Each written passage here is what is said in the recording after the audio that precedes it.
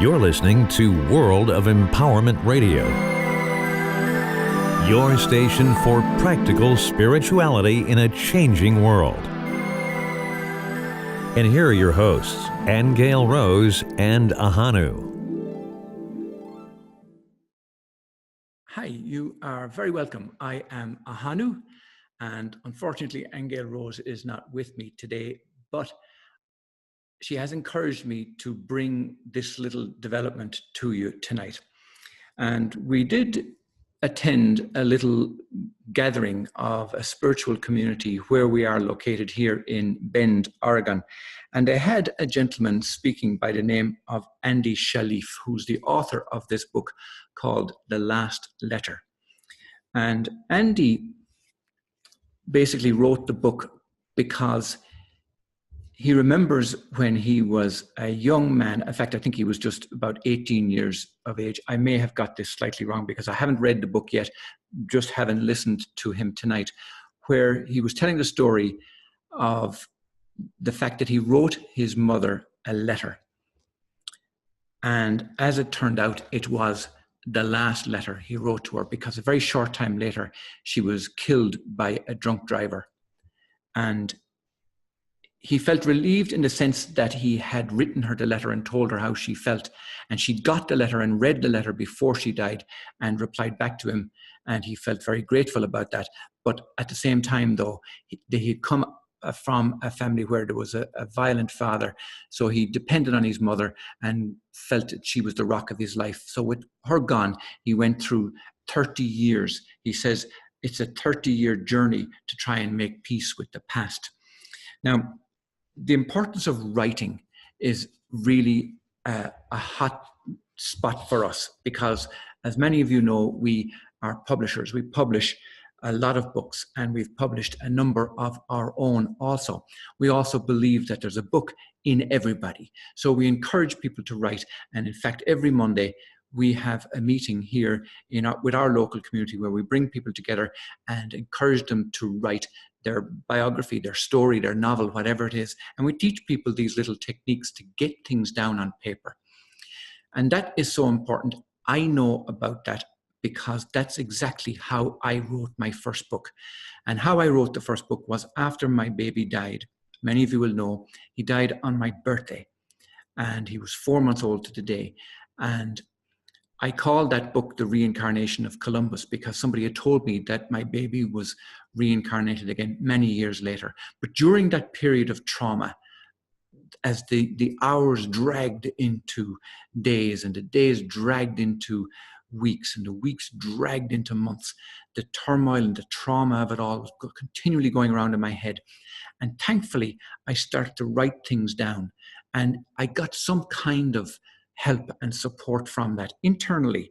I didn't know what I was doing. I didn't have any intention for it. I didn't plan on it becoming a book ever, but that's the way it turned out. And I found it a very cathartic and healing process to do it. It did take me 28 years though. It took me 28 years to write that book. It lay in the attic for a long time until my own beloved Aingeal Rose found it and said to me, "That is a book, you should publish that book." So I did, and I published it a couple of years ago, and it's called The Reincarnation of Columbus. And it's available still on Amazon, and you can find it if you search for Ahonu, Ahonu, or search for The Reincarnation of Columbus. It's a very tough story in terms of the difficulties that I was pouring out. I was bearing my soul in terms of the raw hurt and pain that I was going through.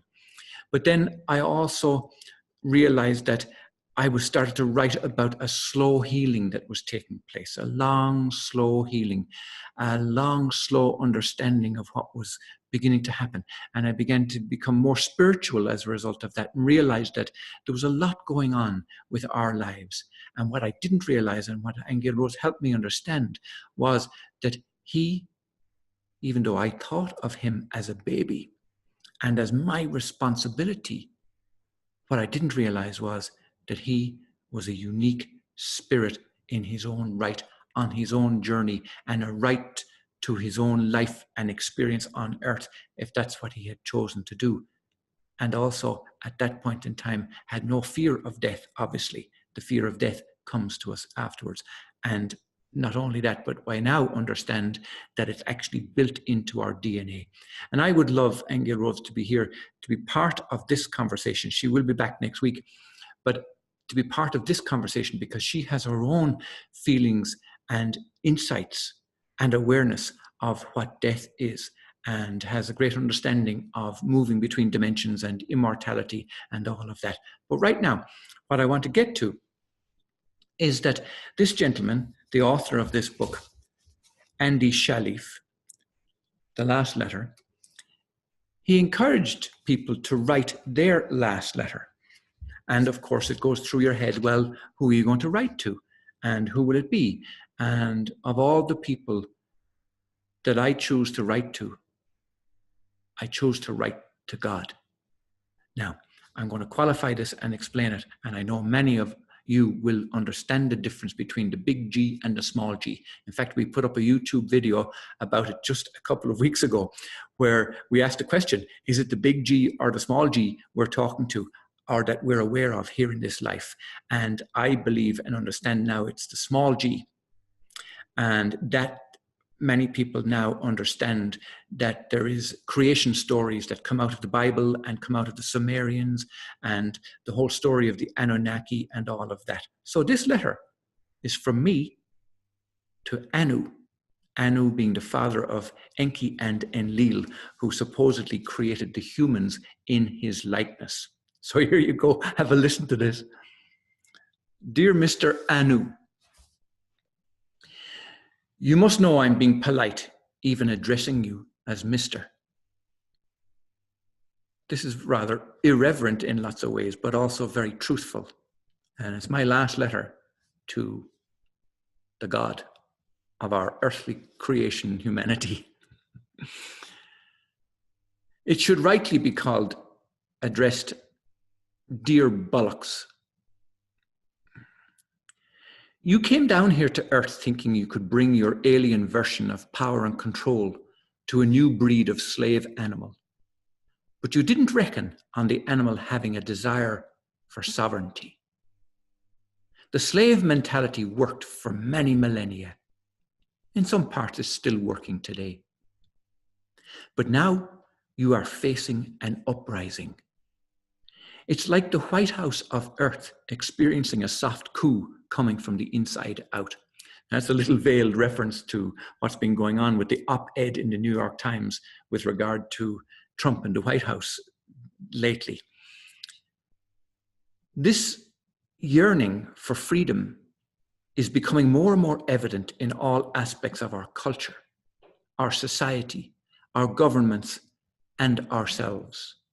We are begging to see through your slimy agenda, your shameless plans for enslavement, your unabashed cruelty, your divisive deals, your double standards, your lies, your corruption, your fake facade of godliness, and your disgusting evil attempt at playing the God of our earthly creations. Well, I'm calling you on it.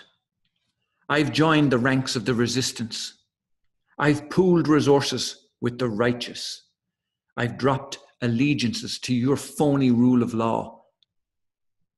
And I've retaken control of my own destiny. Your days are numbered, Mr. Anu.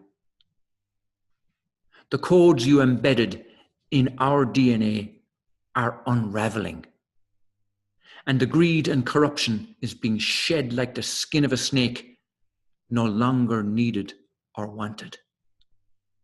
Shakespeare said in Marcus Antonius' speech to the people of Rome after the murder of Caesar, he said, "The evil that men do in their lives lives after them, and the good is oft interred amid their bones." Well, I'm reversing all that. The evil is being interred amid the bones of your life-sucking progeny. The good is rising in our veins so strong and so virile, it lives on in our descendants. It grows in the fertile gardens of our minds. It grows silently from the inside out, like the seed of a great oak waiting to emerge into great stands of trees, resisting the storms of life and standing proud to protect our infant awakening. Without you, Mr. Ahonu, this great awakening would not have been possible. So you can see there, I'm turning it around, a sense of a little anger at the human condition and the seeming sense of not being able to do anything about it. That thing about fate and destiny, but yet at the same time, a huge sense of gratitude that this experience is amazing. It's absolutely fantastic.